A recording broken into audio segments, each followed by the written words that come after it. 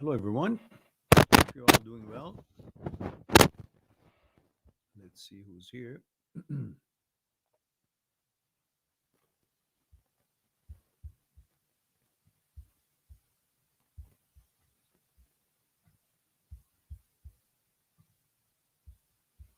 Aha.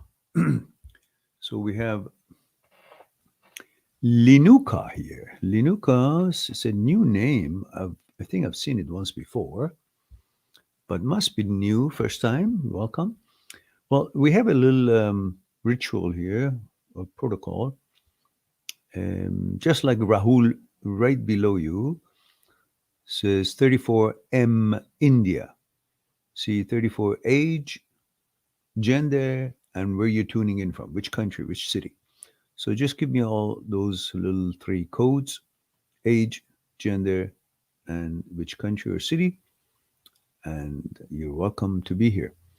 Rahul says, hello, sir, 34 male India, 1.5 months completed since we last spoke. I have sent gift to daughter. Good. She received it. Good. Wife didn't contact me yet. Doesn't matter. For how long she will behave like this, or it's sign to move on. Well,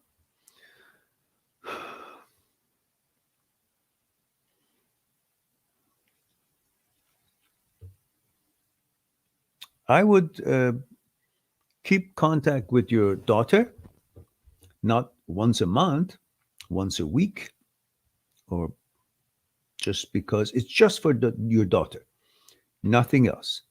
Only daughter. Maybe send voicemail, maybe send a toy, maybe send just some candy, but don't forget the daughter. Doesn't matter what the wife wants to do.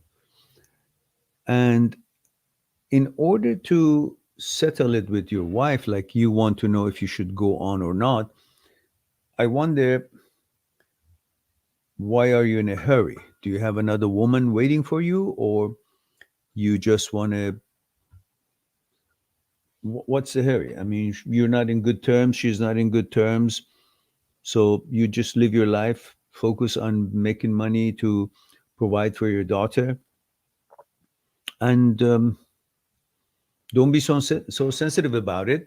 But you will see if another month and a half passes by and she's still does what she does, then maybe you talk with your family. You decide to send her a separation papers or legal papers or custody, joint custody between you, and both of you would be able to guide your daughter and raise your daughter in certain proportions.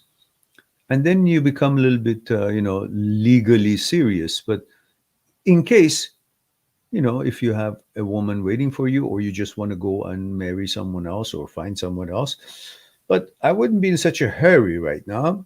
Your main responsibility and duty is to continue being in touch with your daughter, because of all you guys, between you and her, the daughter is the one is hurt most by the behavior of both of you.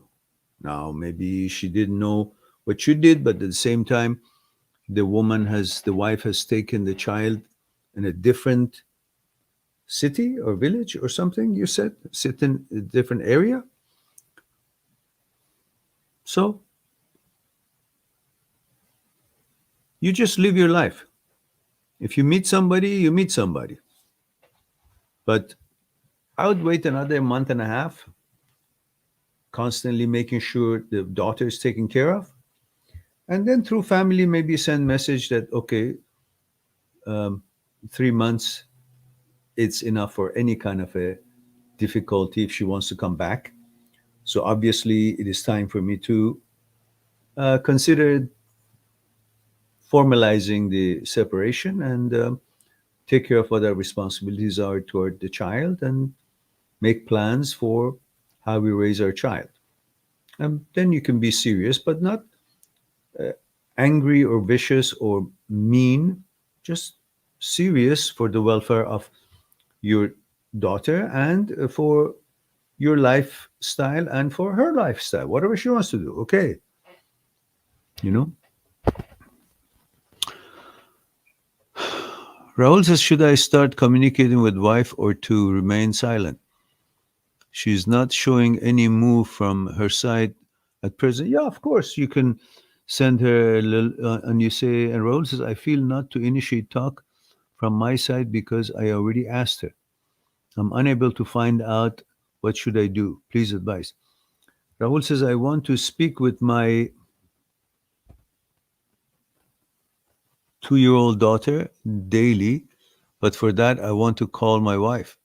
What's your advice on this? That's perfectly fine. You talk to your daughter daily, and you can talk to your wife and say, listen, obviously, you're not interested to continue this relationship. However, I love my daughter and I want to talk to her every day. So when I call, you don't want to talk to me, that's perfectly fine. Just be kind enough to give the phone to her. And you're under no obligation to want to see me or talk to me or anything. Because I think this is now beyond a simple misunderstanding or a misconduct by me. And I have apologized. And there is really not much else I know what to do. And I'm not going to be constantly calling and apologizing. But you may take your path as you wish. However, we're both responsible and love our daughter. So we got to make sure that this separation, I guess this is what it is. You say to your wife, I guess this is what it is because it seems like no interest from you to discuss anything with me. So I respect that. And at that point, but we still have to come together in realizing that our duties for our daughter is and make sure that this separation will not harm her as much as it has already done.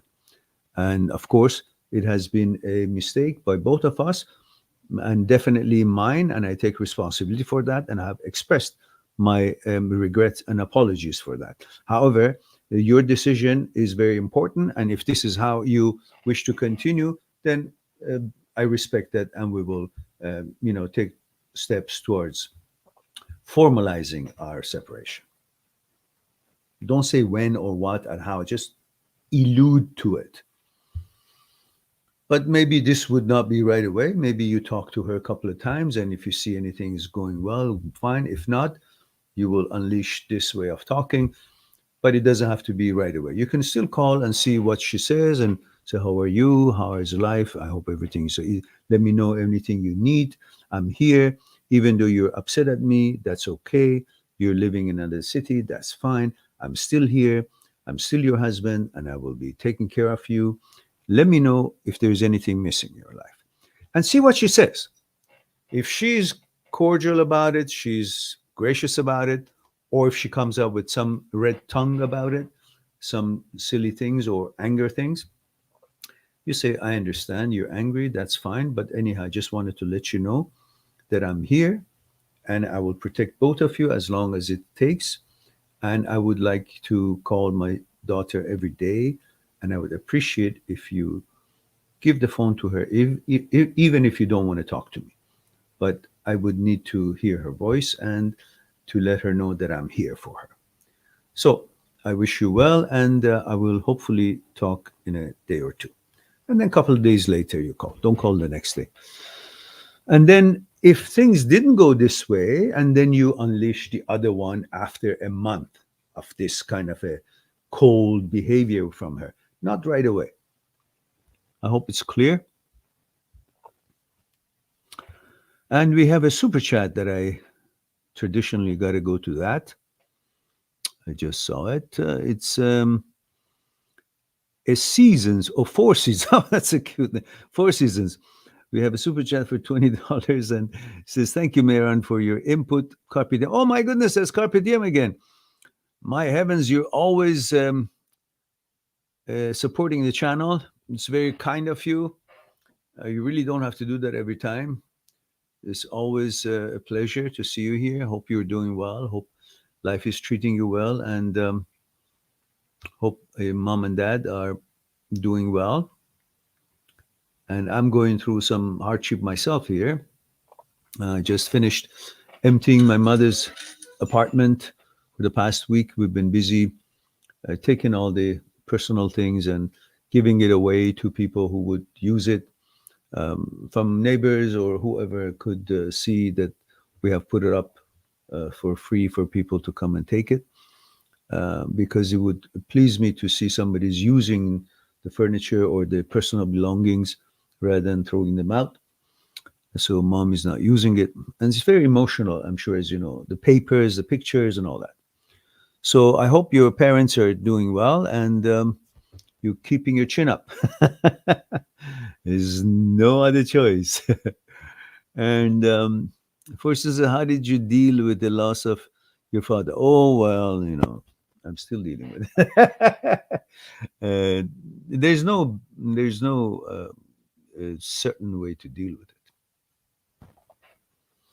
It's a very unfortunate, unwelcomed occasion, and every time I talk about it, I could get choked up. That's why I seek refuge to the things that keeps me busy and helps me to feel human again and whole again. And that is by maybe enlightening myself, researching, learning, helping, doing whatever it needs to be done so we could still remain intact, so to speak. For Season says, just like our life, we all have to go through it one. Yeah, yeah. It's a shitty end of the journey or beginning of the end of this journey. For Season says, I'm thankful for your input. My pleasure. Kapityan. And thumbs up for Mehran. He says, guys and gals, yeah, take his advice. Some thumbs up. There are 9 people here, and I don't know if I have any thumbs up or not. For Seasons, I'm glad you reached 24,000. Yeah, we did, didn't we? It took 11 years. Fastest growing channel in the history of YouTube. 11 years, 24,000. I think we won the prize for the slowest growth. That should mean something.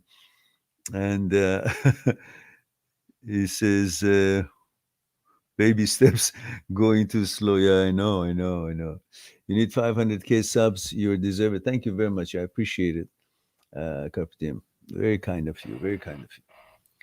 So let's see. Okay, let's go back to Kalinka has responded. Says, hello, sir. I'm 18 male and I was 18 male from where? Linuka. Where? 18 male and I was where? Which country? Which city? Mm-hmm.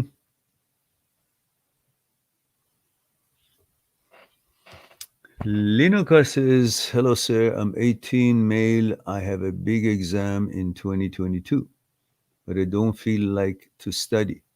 The main reason for that is in the beginning of the 2021, I was suffering with HOCD. Okay, so some people suffer from diarrhea, some people suffer from kidney problems, some people suffer from liver problems, some people suffer from knee problems, some people suffer from other mental problem, and many of us could suffer with OCD or subsets of OCD, including HOCD, which is very common. God damn it, I don't know why, but it's very common. So what's the big deal? We all suffer from something, but they come and go. We get a flu, we recover, and then we get another flu, maybe another year. So what are we going to do? Oh, I got a flu. I don't want to get flu ever, because if I get flu, I might become flu and stay flu. What bullshit is that? It's a biology. It's not complete. It's not perfect. It malfunctions. Malfunctions here, malfunctions here, malfunctions here, malfunctions here, malfunctions in the knee, malfunctions in the intestine, malfunction. We can be okay with all malfunction, but suddenly, if this malfunctions, we think, oh, this is not a malfunction. This is true. No, it's a malfunction. And you learn how to deal with it and fix it and rewire it and help it to be retrained again to function as it was always functioning for you, for your gender. So don't give it like, I have to be certain. You've always been certain and it never changes. It's just a, do you say I have to be certain I have a diarrhea, but I'm not going to do anything until this next 10 days of diarrhea or 20 days or whatever it takes, how bad it is, passes and I'm no longer diarrhea. Then I'm going to start eating or breathing or walking or doing whatever, doing my homework and studying. No, waste of time. You can't take this 10 days of diarrhea time back. You can't take this 1 year or the exam that is coming. You can't take it back. You should not allow HOCD, OCD, or whatever damn hell it is, OCD or non-OCD, you should not allow anything to deprive you from an opportunity that you have set out to accomplish in order to fulfill your goals. Today is an exam, tomorrow it's an interview for a job. You can't just constantly allow these mental glitches stop your life. You can't get these opportunities in this time back. You can't wait until everything is perfect in your brain and in your body, and then you go for playing, I don't know, soccer. You gotta live. So learn how to deal with it and move on. Don't allow it to mess up your exam. Then you really are messed up because you allowed something that is a malfunction in the signaling system of your brain to mess up your life because it didn't allow you weren't able to finish your exam.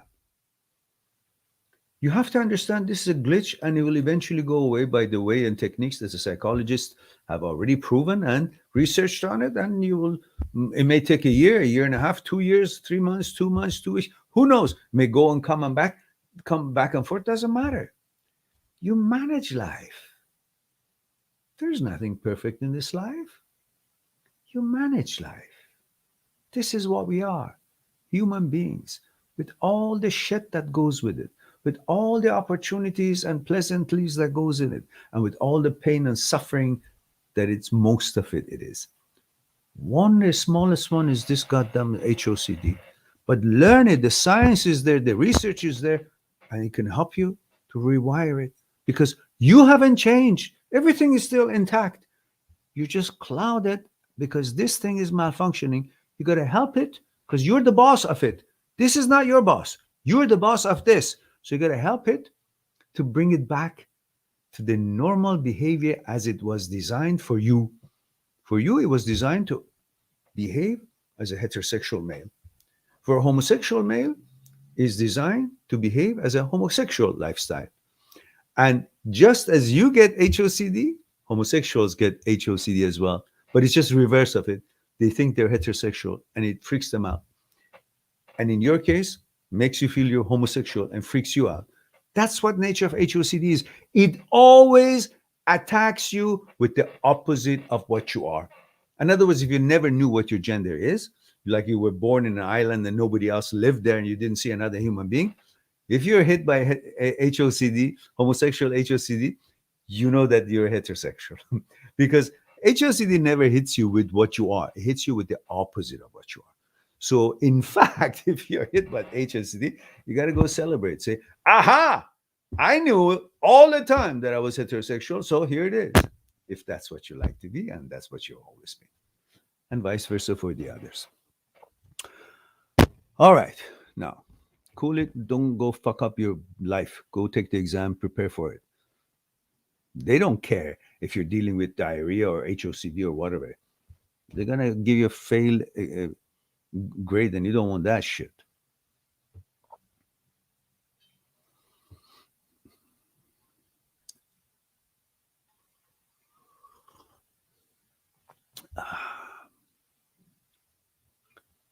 You can always find a psychologist who are expert in OCD and HOCD, not regular psychologists. Most psychologists don't know shit about HOCD and OCD. They have to be specialized on that. That's why I put the links for specialists such as Dr. Philipson, Dr. Jan Weiner, Dr. Schwartz. These links are below the videos that I have for HOCD and OCD and stuff like that. So you can watch and educate yourself and then become wiser and stronger by this knowledge. Wow, it's pretty good, isn't it? Check this out, guys. Not bad. 66 years old.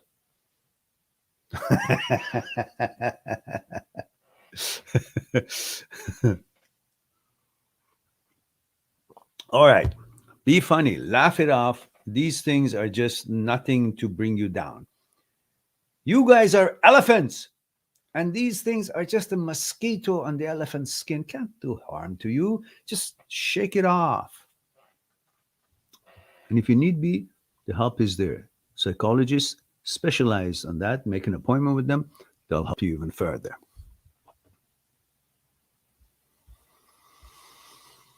All right. Who else do we have here? We have Tombstone is here. Says, Yo, Mehran, how's it going, man? Well, thanks very much. I'm here, still going. And 4 season 43 male Canada. Oh, yeah, thank you very much for that. And Linuka says, 18 male Sri Lanka. Oh, okay, thank you for that. And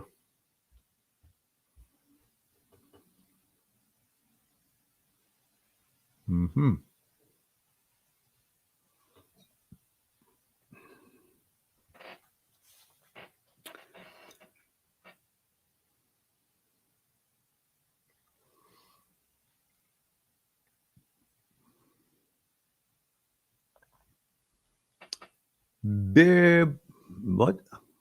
Bear, Beru Boots? I can't pronounce that shit. Okay. Bear W Boots. Okay, it says, hey, I'm 19 and from America. Listen, America is a big place. Where in America? Says, I just got out of my first long-term relationship. Long-term? Your whole age is 19. What do you mean long-term? What is long-term? Like since 10-year-old? What? And says, it was 11 months. Oh, okay. For that age, 11 months, a long time. Yeah. 11 months. How do I stop sexually visualizing her? Don't. Why do you want to stop visualizing her? It's nice. Enjoy it. Every time a song about sex comes, I think about her. Well, that's natural. We boys think about sex every 30 seconds, 20 seconds, 10 seconds, 5 seconds, depending on if you're busy or not, what you're doing. And because of this, by default, the most recent girl that you had a serious relationship will come to your mind. So it's not that you're constantly thinking about her, you're constantly thinking about sex. And because it needs a subject, so to speak, your most recent relationship, girlfriend, will come with it. Then you think, oh, I'm constantly thinking about sex with her. You're thinking about sex, but because you haven't replaced, you don't have any new girlfriend yet, she's the one who comes in. That's just the way brain works. So you don't have to stop it. Enjoy it until you find somebody else. No harm done. But if you get caught with it in your mind that, oh, that means she was the best because I can't forget her. I love her. That's why I'm thinking about her. That's bullshit. If it was any other girl, you would still think about her. It's not specialized to this. It's just because you're 19. This was a recent girlfriend. It was serious at this age. And obviously, you're going to be thinking about her. Look, for 11 months, even if for 11 months you've been doing hammering on a nail all day long or every day, at least for a few hours, it's going to be hard to stop hammering even after the job is done, let's say. You've created whatever it was you were creating. You would still want to get up every morning and come and just do this because you've been doing this all the time. Same thing. You've been in a relationship with her. She's been part of your routine of life. And the order of your life was roaming around her, with her, together. So now you're used to that rhythm.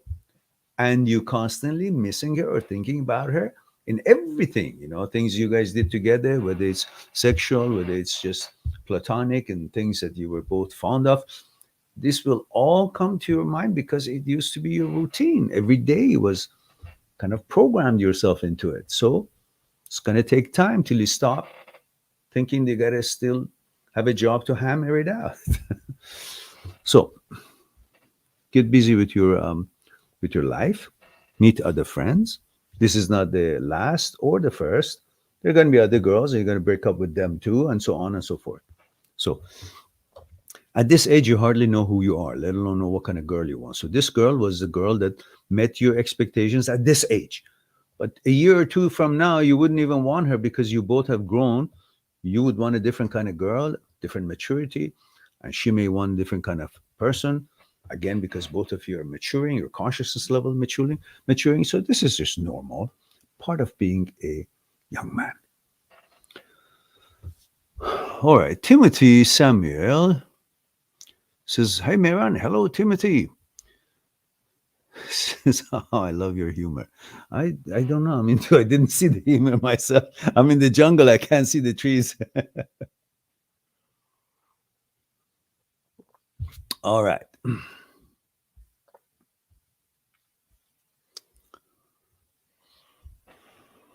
Four Seasons says, Meran, can you address my previous question, please?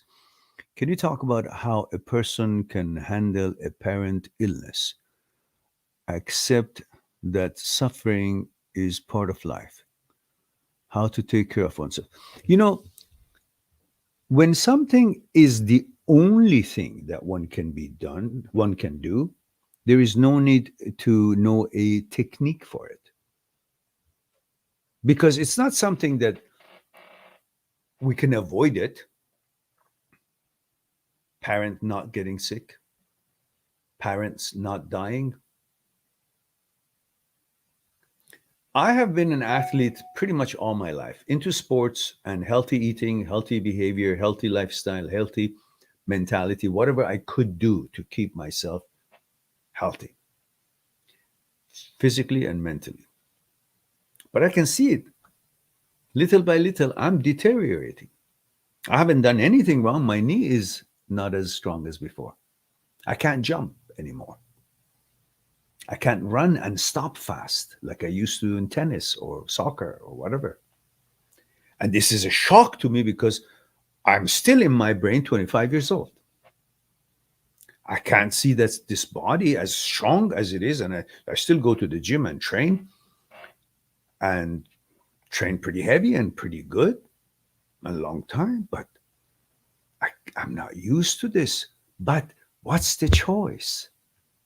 What can I do? Despite of what I wish it to be, apparently the body eventually gonna go downhill, and that would be the beginning of my death.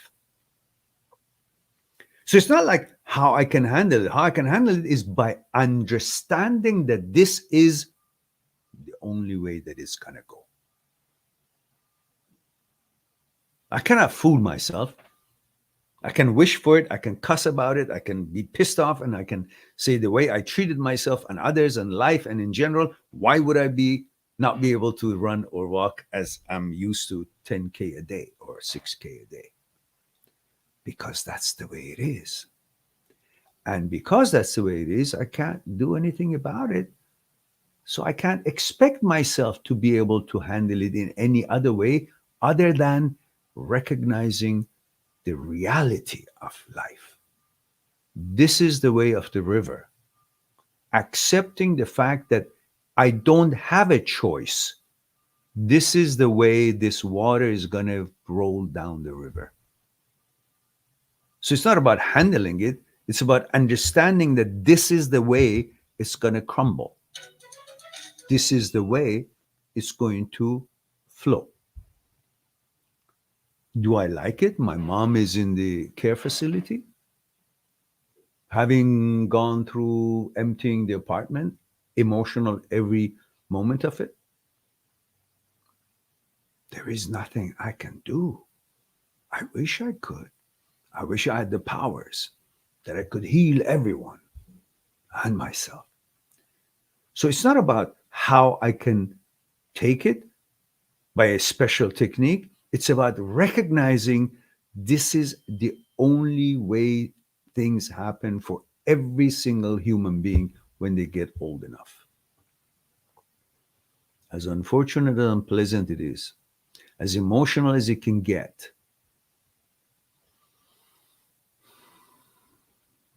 the technique for this is a recognition that this is the reality. And I have no fucking choice about it.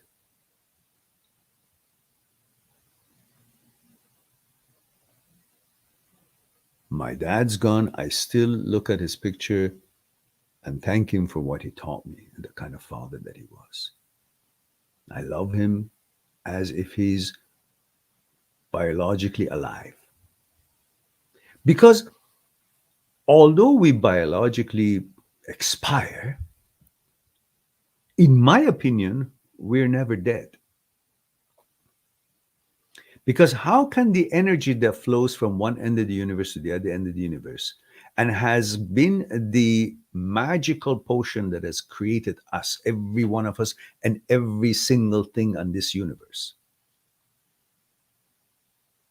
How could that energy that is in my capsule, in my vehicle, in this machine body, and makes this machine work because of that energy, there would be a time that this body can no longer take the charge that I receive every night that I sleep. When we sleep, we receive a certain kind of a frequency of the energy of the universe. That's why when we get up in the morning, we're vigorous and energetic and ready to go and take on the world, whatever it is to accomplish. And during the day, even if we don't do a darn thing and sit and watch TV on the couch, we spend some kind of energy and we feel exhausted. But every time we sleep in the morning, we are, bright and bushy tail, fresh and ready to go for a run or whatever it is. So obviously, during the night, we receive certain charge. And every night, this charge is replenishing. There would be a day that this body cannot hold that charge anymore. Like a battery that you put in a toy that works for you, and then it runs out, then you recharge it, and you put in the toy, and the toy works for you. There would be a day that when you put this battery to the charger, it can't accept the charge anymore.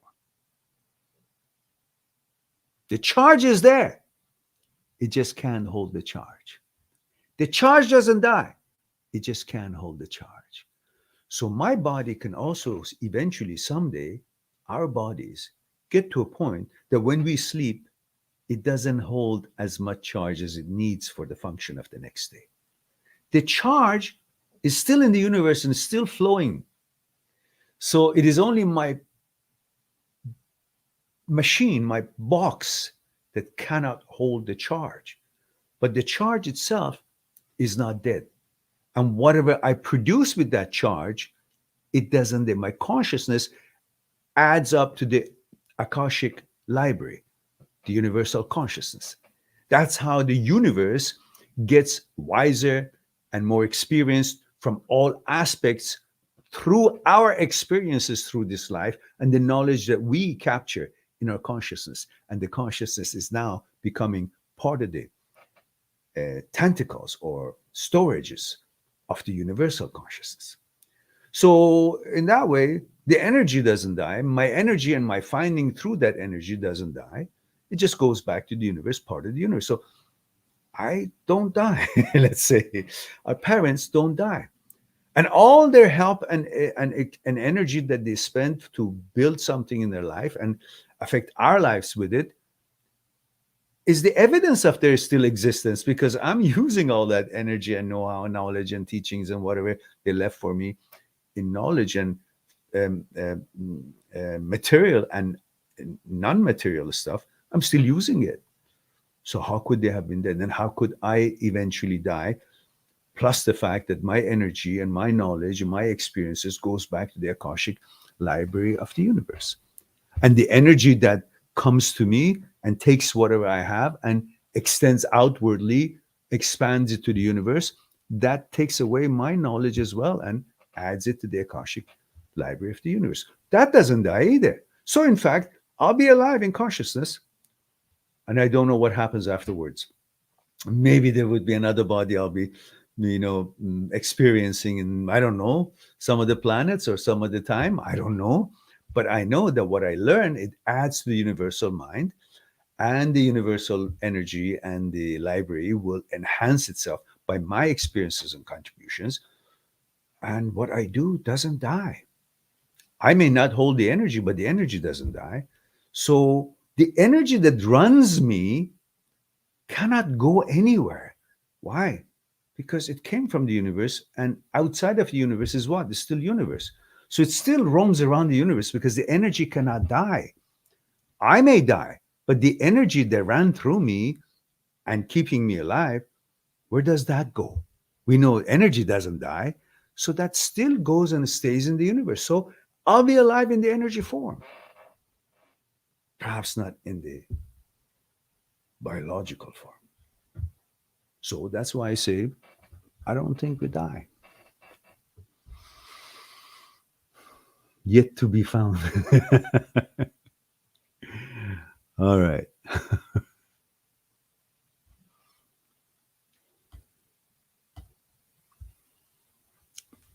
Four Seasons says, thank you so much, Meron, for your answer and for being so understanding, kind, and real. I really enjoy listening to your perspective. My pleasure. Thank you. I'm glad that you're enjoying it.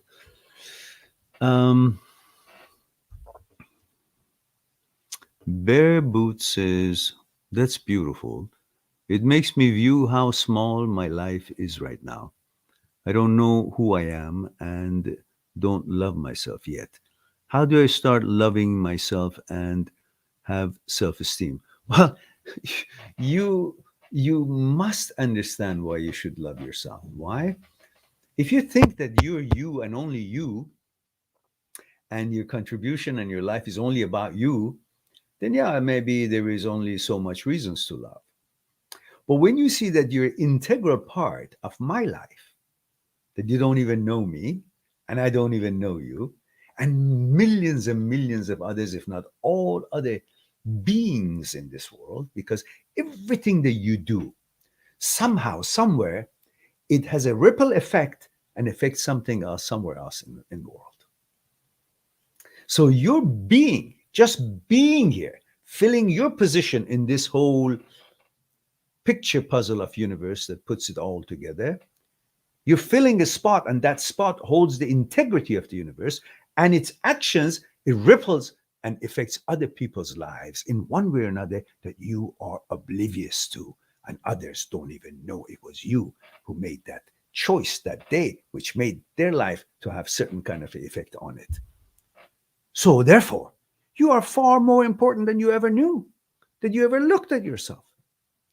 It's not only dependent on you. Your life is not only limited in value by what you do for yourself.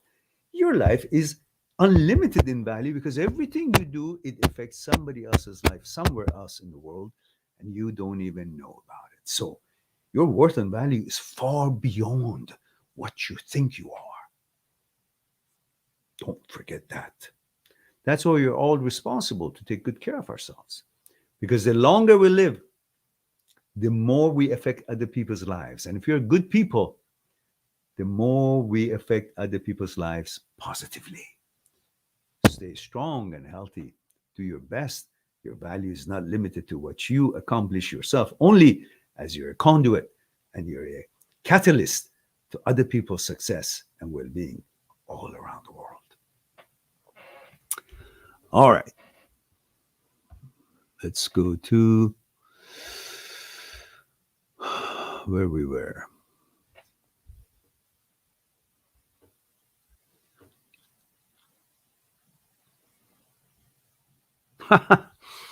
John Anesi says, hey, Mehran John, Mehran John, Syracuse 31, hope all is well, my brother.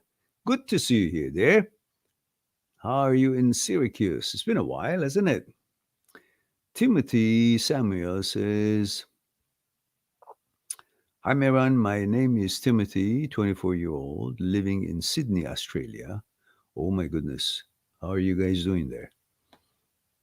with that fascist government that is hitting on no cylinder right now. And Timothy says, I went through a breakup when I was 20 and feel like I haven't recovered from it, and I don't know the reason why I hold on. Yeah, why you're holding on? 20 years old. It's like you say to me, I was 20 years old or 18 or 17, whatever, and I bought these shoes. The great shoes. I loved them. I played soccer with them. They're the best I ever had. And I grew out of them, but I don't know why I'm still holding them on. I can't wear them anymore. They're not my size. They don't suit me. They don't fit me. They don't serve me. Why am I holding on to it? Well, the question is this: why are you holding on to it? It doesn't fit anymore. Same thing at age 20, you chose a girl to be in a relationship with when you hardly knew who the hell you were, let alone knowing what kind of exact girl that you want. At that point, you had no idea who the hell you are, what your standards are, what your understanding of life is, what your goal in life is, and what kind of girl is going to be a co-pilot for you or a partner for you to accomplish whatever it is that you set out to accomplish. And but you expect that choice at that time, with the little knowledge you had of yourself, would have gained you and guided you to choose a girlfriend for life. Right now, you're not the same person as you were at the 20 years old. But you expect what you chose at 20 years old, with the mentality of the 20-year-old, the expectation of a 20-year-old, be good for you for the rest of your life. You have changed so much. Right now, if you look at that same girl, maybe a couple of years from now, maybe right now, you would say, I don't want that kind of girl. I want a different kind of girl with different standards and settings. So understand that that was what it was, good it was then for that age, for that understanding. But it's no longer suitable for you. Not mentality, just like the clothing or the shoes or whatever, you've run out of the size. You're just looking at it as a shoe. It was a shoe, yeah, but it's not fitting you anymore. Yeah, that was a good girlfriend and a good time, but you guys have grown differently. That's why you're not together anymore. And even if you were still together, you should be separated, because at that age, you don't know what the hell you're choosing. Because you're going to grow in consciousness, you're going to have different expectations. And as you grow, you will want something that would match you up. And if you don't, guys don't match up at that young age, which hardly it is possible to match up, then you would break up anyhow. So that was what it was then. And for that duration, that was a good experience. And that's what you should look at it. And now go on with your life. Next, another girlfriend. And one major reason is because you haven't really tried to find and introduce yourself to amazing girls that are out there, mature, more experienced, loving and caring and more intelligent, and find things more in common with. And then you'll see, wow, I'm glad that broke down, because then I have a chance to meet this amazing girl, and so on and so on. All right, let's go back. Let's see, what are these messages here.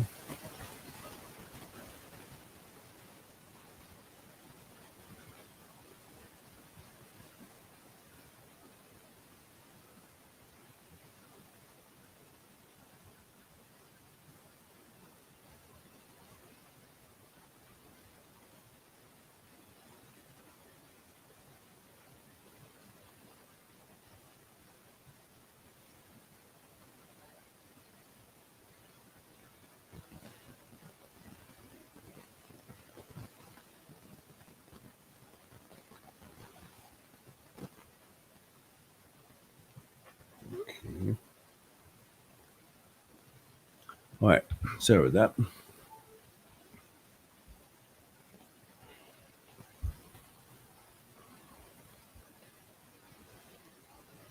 Crawling Phantom. Okay. Says, hello, sir. Can you reply to my previous comment, please? All right, let's find it.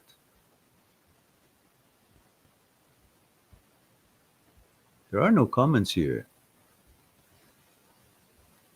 Crawling Phantom.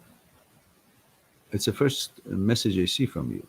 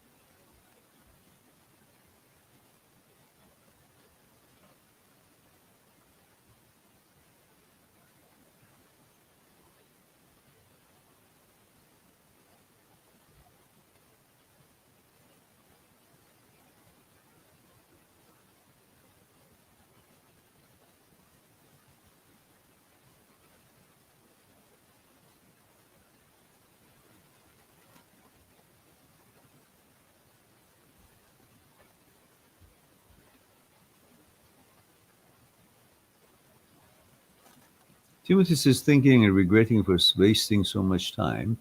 I want to know how to move on from the fact that I know that I wasted 4 years of my life. No, if you didn't have that, you wouldn't be what you are and wouldn't know that that would be a waste for you. But at that time, it was a waste. As I mentioned many times, my professor in university in a course called Behavior in Organization mentioned one day, I never forgot.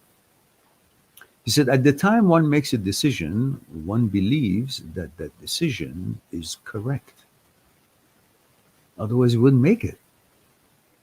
Now, when he makes that decision, and later on, 5 minutes later, or 10 minutes later, or 2 hours, or 2 years, or 2 days later, he comes up with new information that was not available to him when he was making the original decision. And then he says, oh, I shouldn't have made that decision. No, you should have, because at that time, that's all the information was available to it. That was the level of your understanding. And based on that, you made the decision and you believed that the decision was correct at the time. Later on, new information came about. That's no way of judging your decision making, because at the time, that such decisions, that such information that is available now was not available. So you can't judge you. So you can't say, oh, that was a waste of time. You say it's a waste of time because you have already gone through that journey and you see that it was a waste of time. But unless you did go through it, you wouldn't know the difference. And the desire for pleasure and the intimacy and getting to know this person, which is how we are programmed, would not have let you not go on and try that. Hmm? So now you did, you're wiser, and it wasn't a waste of time at all. And now it's time to cut the cord and move on, because now it's a waste of time. If you keep your boat at the harbor tied to the dock and don't release the rope from the dock and let yourself go to paddle and explore other islands and other opportunities and then find what's out there, that would be wasted time, but not what you've gone through. That's not a waste of time. You had to go through to find out.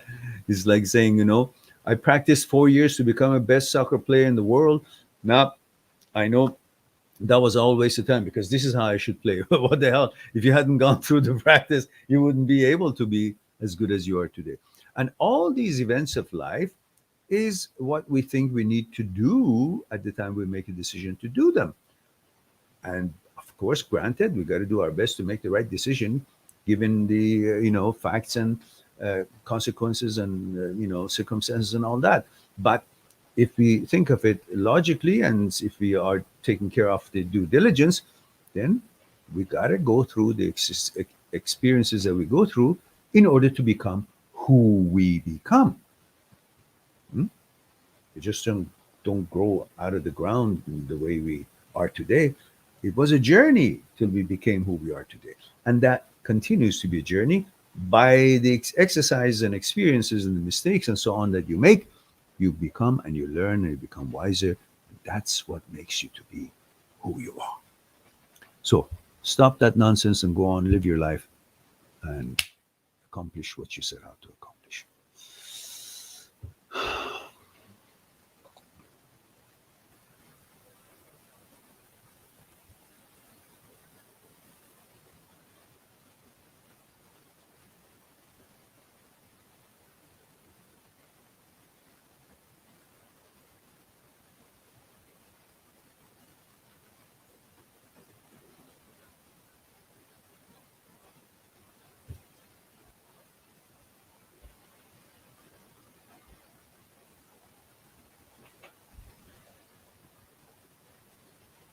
Ha Neulhan Akshat, I don't understand really what you're saying. I'm sorry, I can't make a comment on it. If you're saying we are the boss, it produces some more negative things. I don't understand what you. Your boss means that the brain works for you. You're not supposed to be following whatever suggestion it makes. You make suggestions based on your intellect, and the brain is not the intellect. You make suggestions based on your power of veto and choices. You choose what's relevant to you, what's meaningful to you, and what's in line with your values in life. And you veto what is not. That's it. You don't need to focus on what the brain says, suggests, or brain is the smart. No, brain is not you. Brain is just an organ, works for you. So You got to treat it that way, not take advice from it. All right. It's an apparatus for you to use it to do your calculations, you're figuring it out, stuff like that. But on its own, it does create some bullshit thoughts because it's capable to use its own apparatus and makes thoughts. But you're not supposed to follow those thoughts. Those are brain thoughts, not your thoughts. You're not the brain, brain is not you. Never forget that.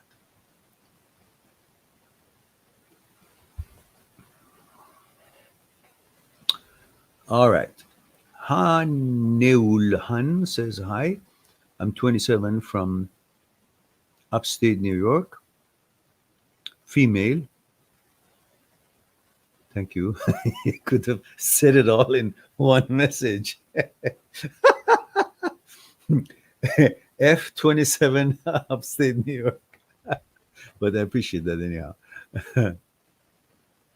And Beer Boot says, damn, you're packing muscles. Yeah, I do. Am I not actually? At this age, especially. Just a few days ago, my son taught me proper way of doing the back workout a week ago. So I've been starting doing the proper lifting from close ground, and I feel much better. I love doing back workout now. Of course, last time I think I pulled a little too heavy for me. I'm too anxious to, you know, that's what I said. Brain is still 25-year-old. Body is giving away. All right. And Haneul Han says, nice to be here. Says, I have a very odd, spooky question for you and hope you can help me. Love your channel. Thank you very much. I love you too. And thank you very much for being here and supporting the channels. By all means, ask away and I'll do my best. And until I get to your question, I go to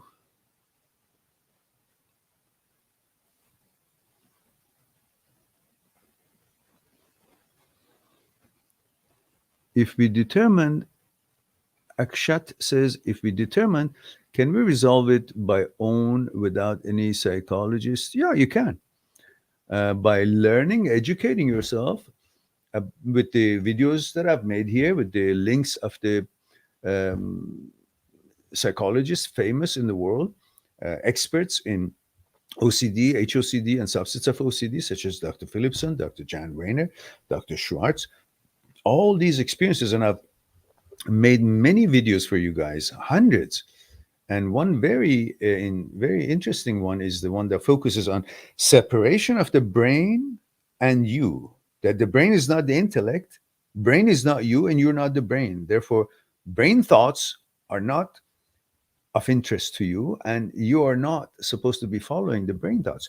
You are the master of this entity, and brain works for you. 40,000 years ago, we didn't have this brain that we have now. This brain was added to us after millions of years living.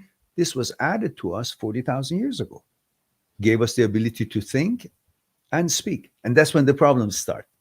Thinking, thoughts are the roots of all problems. You're not supposed to follow thoughts. You're supposed to follow intellect. And intellect is not the brain, is beyond the brain. Brain, there are aspects of mind, there are aspects of your mind and you that the brain cannot even reach. And with the experiments that I've done by Dr. Speary, by Dr. Penfield, neurosurgeons and neuroscientists, they actually proven that they couldn't even localize a intellectual center in the brain.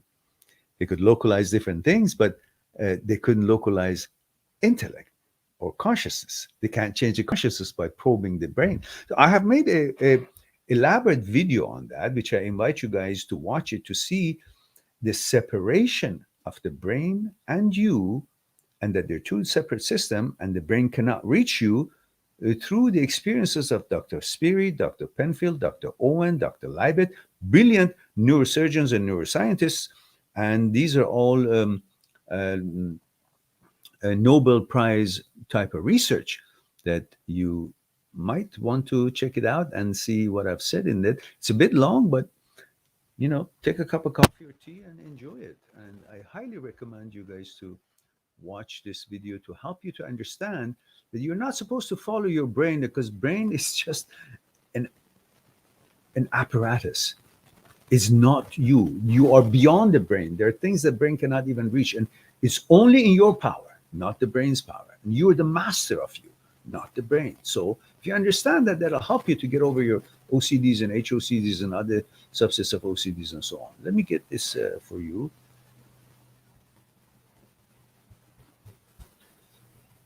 And put it in here for you.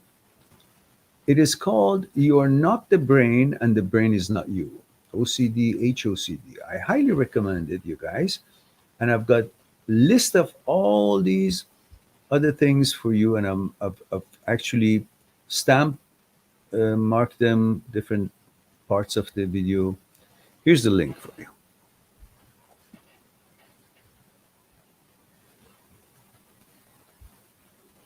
There it is. All right. So I go back to questions. So Crawling Phantom says, I need an answer, sir, please. Yes, but you have no question here, my friend. I looked at it. Your question is not here. The only thing I see from you here is that you say you missed my question. It says, hello, sir, please reply to my previous comment. That's the only one that I have, plus this next one that says, please answer my question. So I don't have your question, whatever it is.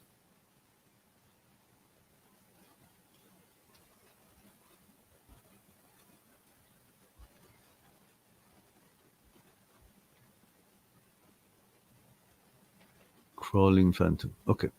So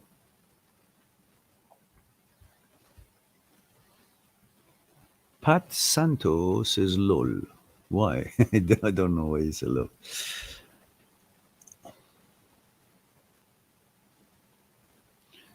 Tombstone says, what is more effective in treating OCD, ERP or CBT? Cognitive behavior therapy is different. It's by words and association and logic and so on. But ERP, exposure therapy, exposure replacement, that's the gold standard for treating that. Yeah,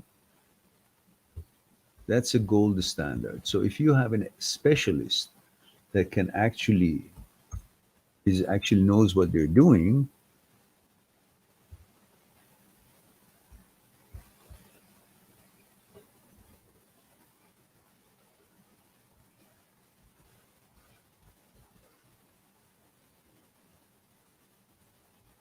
if they're specialists in the ERP, exposure response prevention, then you can choose them and you can use them. That's the gold standard for treating OCD.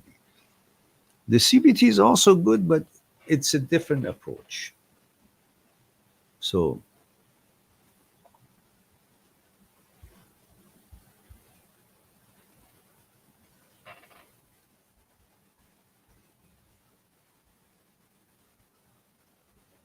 oh, okay. Yeah. Cognitive behavior therapy and exposure response prevention. Now, Haneul Han says, I recently went to the legendary town in upstate New York called Sleepy Hollow with friends. We stopped by this cemetery where famous people were buried, like Rockefeller, politicians, and headless horsemen. Okay. So far, it wasn't any special event.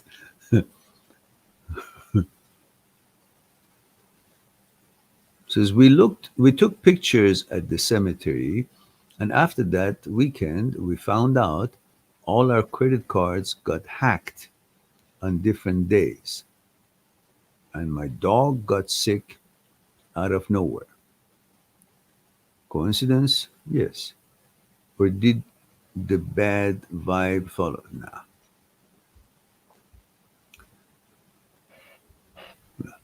probably on your way somehow. All of you had some kind of a expose your credit cards or information, or before that it just happened. Maybe they found one of you and you're all friends and connected, and hacked your computer and found the other one's names, and then they went to theirs, and who knows? Yeah, but no, no, I don't think at all. Nanyul Han says, I'm superstitious and I'm freaking out. Yeah, you're superstitious. That's why you're freaking out. And I am asking you for advice because I know you're an intelligent, logical man. Thanks. So just don't give a shit and live your life. A thief is a thief. You don't have to give him some kind of a, supernatural. Listen,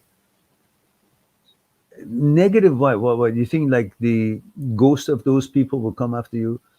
The people who were buried there was Rockefeller. He's got more money than God knows what. He's not going to come after your credit cards.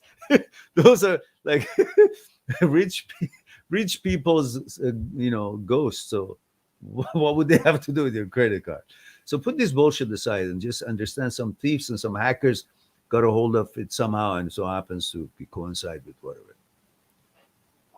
Your dog got sick, it would have gotten sick regardless. All right.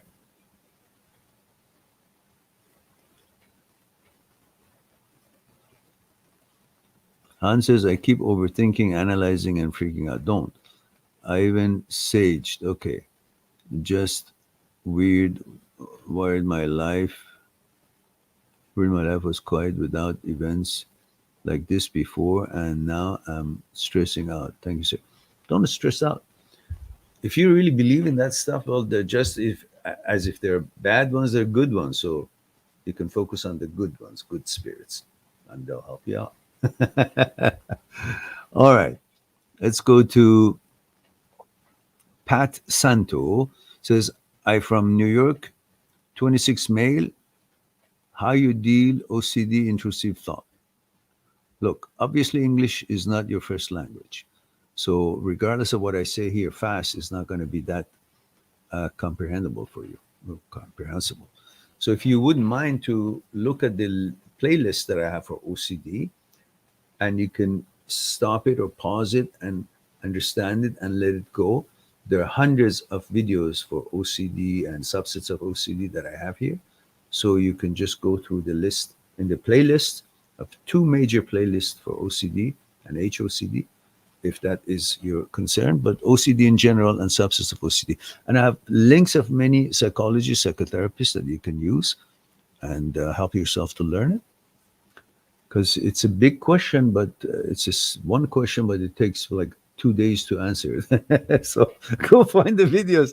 I've got enough of them for you guys. If you guys need to talk to me for detailed discussions and more in-depth discussion about your challenges, you can go to my site, mindthatseekstruth.com, mindthatseekstruth.com, and make an appointment by clicking on talk to Mehran, or consultation, Skype consultation.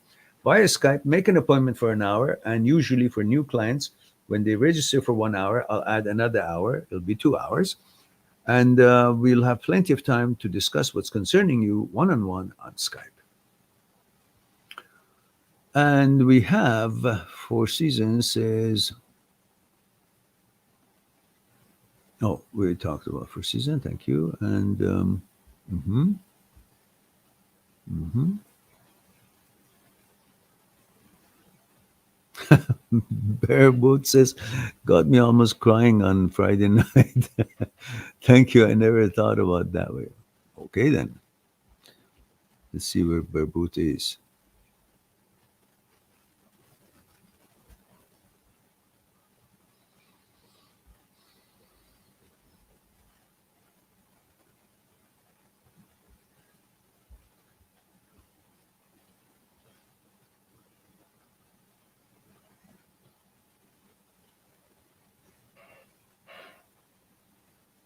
Mhm. Okay. Four Seasons sent us another super chat and is constantly supporting us. I guess he is taking shouldering everything else that you guys supposed to be doing. He's paying for everybody. And person says, "Thank you, Meran, for all you do. Never give up. I know it can be discouraging not to reach your goals with regards to subs, but please know you have helped so many. God bless and thank you." You're quite welcome.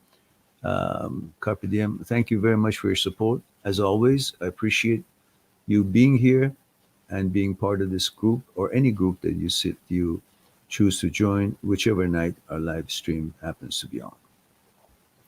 And we have, let me check this.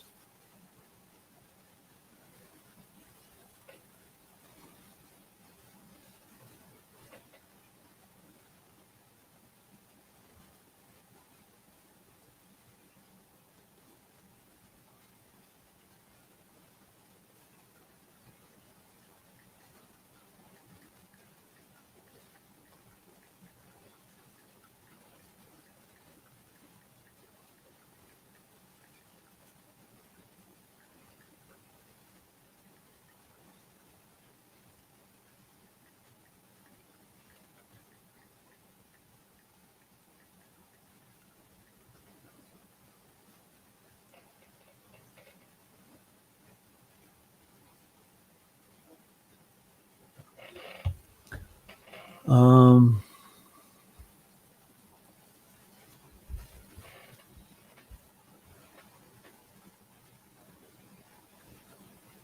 Build differences. Hey, says, "I'm afraid I have HOCD." Okay. What's there to be afraid of? That's the first mistake. Ah. Is the sound bad, guys? Four Seasons.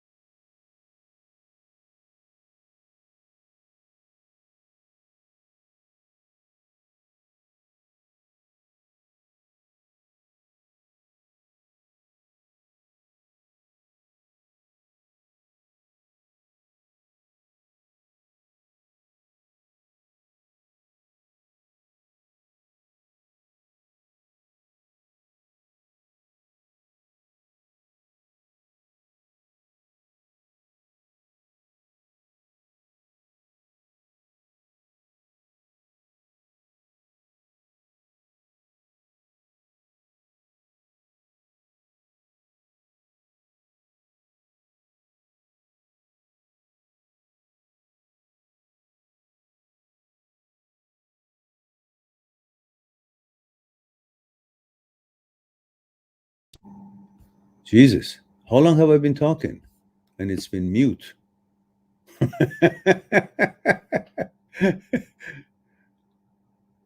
7:17. Okay, 3 minutes. It's not bad. Not bad. Not bad. Not bad. Okay, so I don't know what I said. I can't repeat it because I switched the things, and the message came out, the microphone, and then I didn't click on shutting the message, so it, I guess, shut down the mute. All right. Okay. So where was I?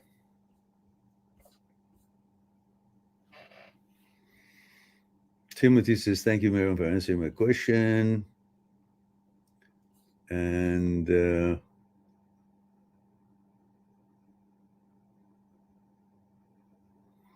for Susan said, "I think when you hit your hand on the desk, the sound went to hell."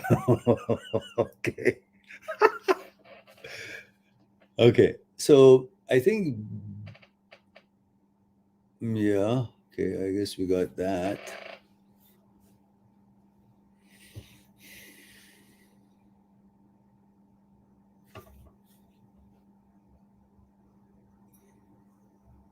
Yeah. Built different. I did answer the question. Um,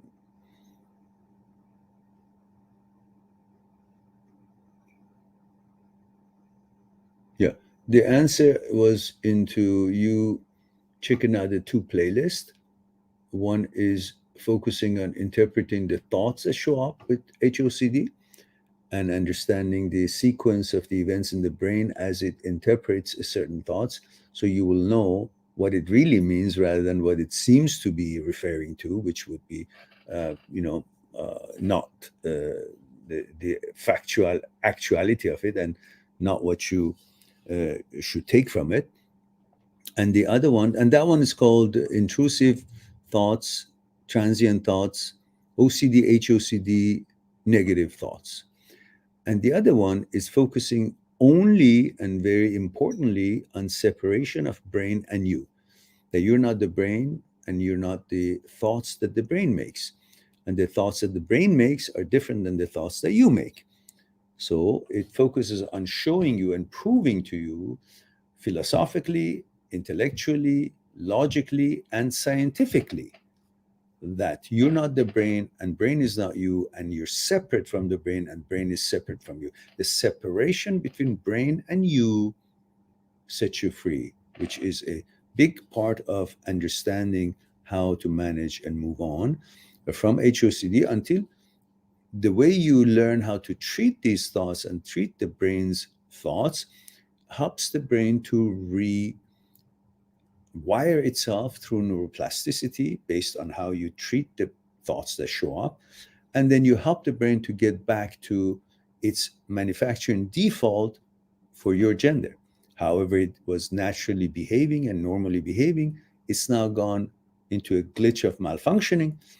And you will help it to regain its manufacturing default and start learning and becoming wiser and learning what it's not entertained or interacted with, so it will stop making those kind of thoughts that are irrelevant to you by the way you behave toward these thoughts when they show up. And so the other one is called intrusive OCD HOCD short videos. These two playlists will help you out, and I've got number of links of the uh, psychologists famous in the world, Dr. Philipson, Dr. Jan Weiner, Dr.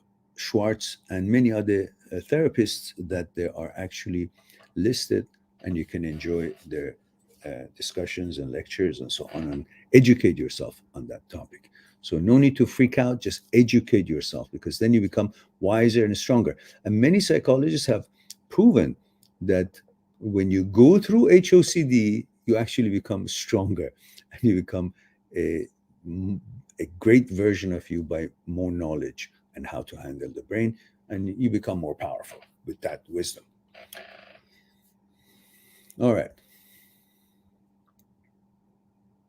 Again, Any one of you are welcome to go on my site, mindthatseekstruth.com, mindthatseekstruth.com. Make an appointment for a Skype consultation to discuss one-on-one on Skype what's concerning you. And again, when you register for 1 hour consultation, I will add another hour on me. So we'll have 2 hours, plenty of time to discuss in detail, one-on-one on Skype, what's concerning.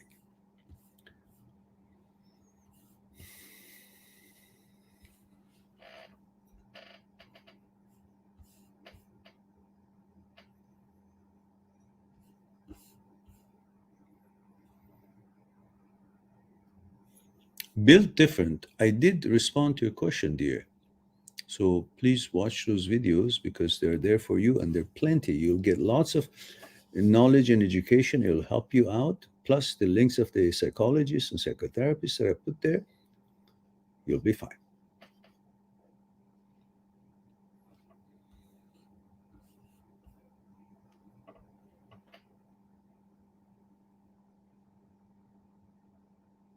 Noah says, hey, Miran, what made you start streaming more than just Saturday stream? Well, sometimes I actually don't have much to do, or actually I want to take a break from maybe a challenging day and discuss the topics that I can be helpful, which takes me out of the um, zone that I perhaps wasn't enjoying. Like today was a rather emotional day in a way. Part of the day I was spending, as I mentioned before, emptying my mother's apartment because mom has gone to a care center. And so it was emotional going through the paperwork and helping the movers and all that. So then doing what I love to do, it kind of changes the energy. And so that was probably the motivation for me to use my time in the best possible way rather than just hanging around and watching a movie. And I've done enough trimming, so I just wanted to take a break until it's time for me to go for my walk. And it's unfortunate, my knees, I'm trying to see what I can do for it because I love my walks and sports. And if that's going to continue, it's going to make me an old man before I really am.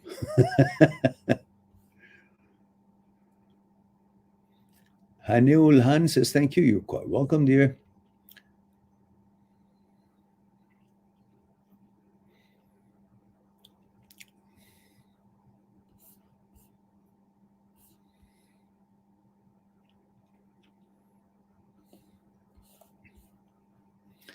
Nova says the sound was good before.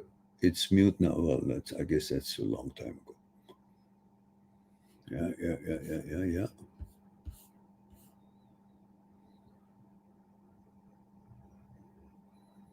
Yeah, built different. I did repeat it.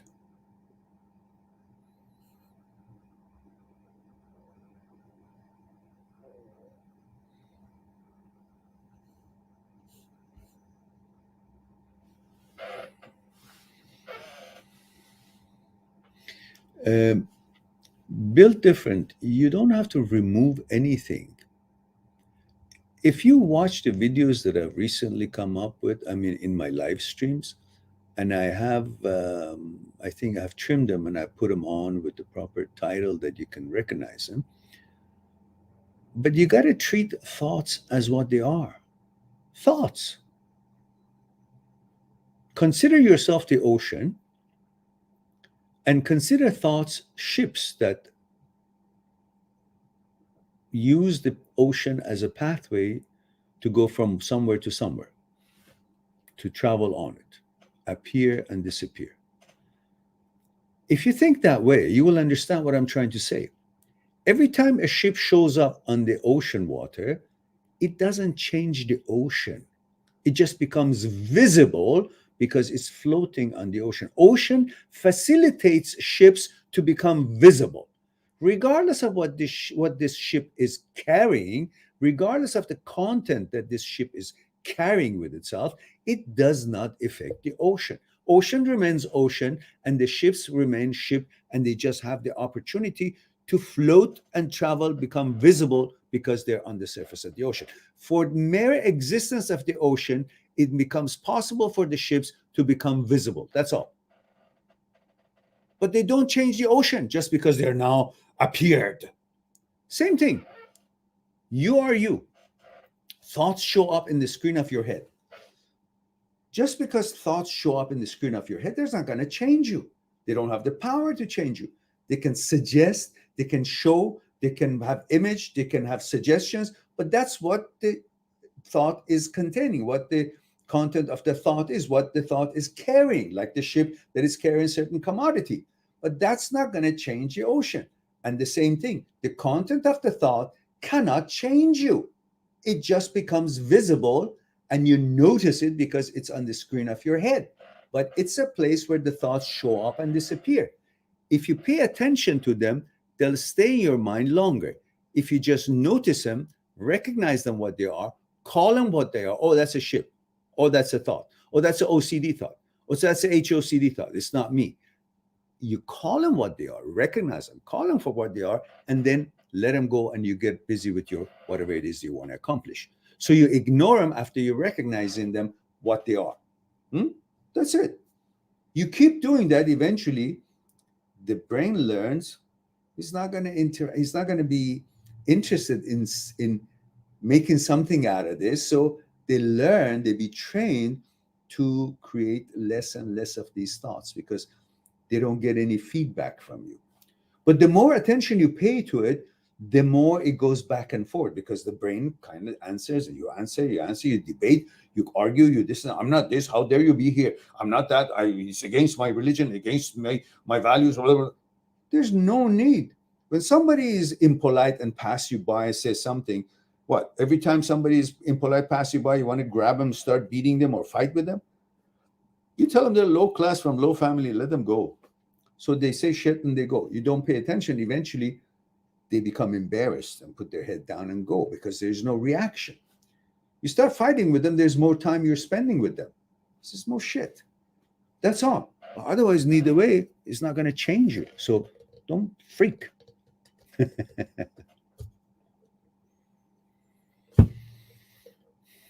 Okay, Didi says hi. Didi Berry, hello, Didi.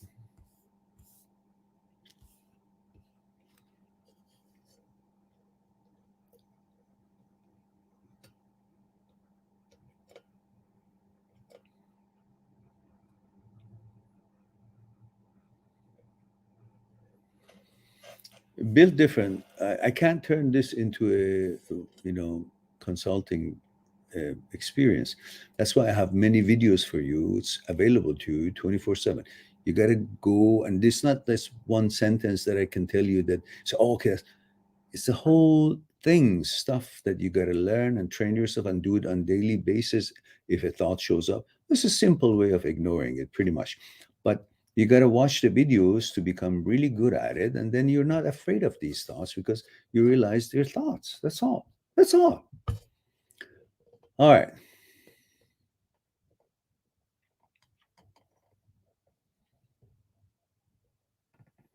Thoughts doesn't matter. Thoughts can come and go.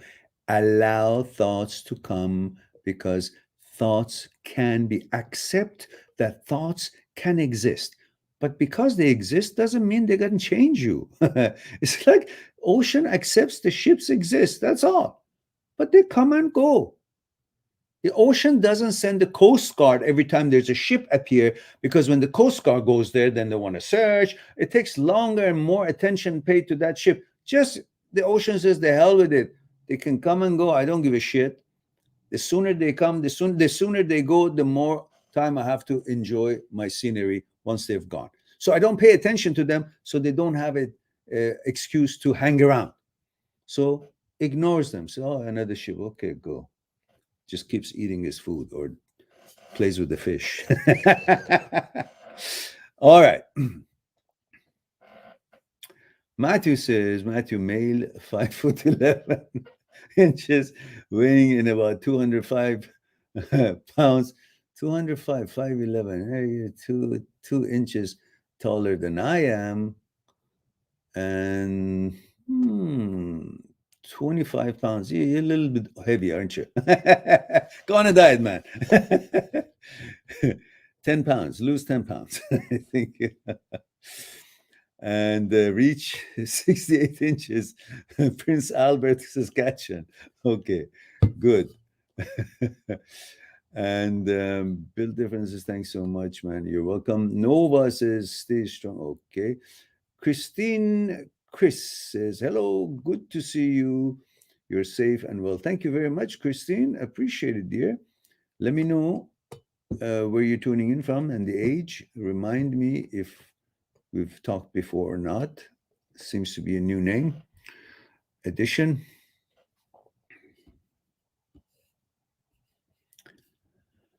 Well, guys, it's 1 hour and 37 minutes. I just wanted to be around for about an hour, but we've gone way over. So I guess it's time for me to say goodnight if there are no more questions. And I hope there isn't. So quickly, I say goodnight. All right, guys, it's time for me to say I love you all. Thank you very much for being here, giving the opportunity to share a thing or two with you. Tomorrow at 1 p.m. Vancouver time, we'll have our regularly scheduled live stream. And hopefully, maybe, I don't know, maybe I will even have one earlier tomorrow morning if I wake up early, or maybe later on today about 1 a.m. tonight after my walk. Depends how I feel. If I not, then I won't. I'll see you guys tomorrow at 1 p.m. Vancouver time. Otherwise, I may surprise you with another live stream. So hopefully you've clicked on the subscribe button, you've clicked on the bell, and you've clicked on the word all in the options of the bell. So hopefully YouTube will notify you. No, wishful thinking, because look, out of 24,000 subscribers, we have only what, 6 people or 5 people are here. So notification is probably not a thing to count on YouTube, but at least I haven't had a great luck with it.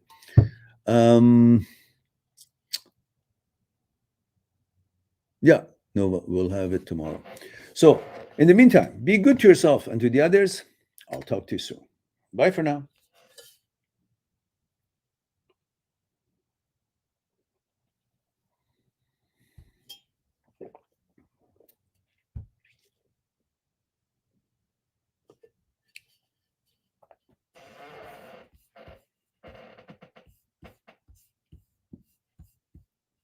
Subscribe on my channel, visit my channel, and go through the videos that you might be interested in. Mind that seekstruth.com is making it one step away to talk to me one-on-one on Skype and discuss what's concerning you. I'll talk to you soon.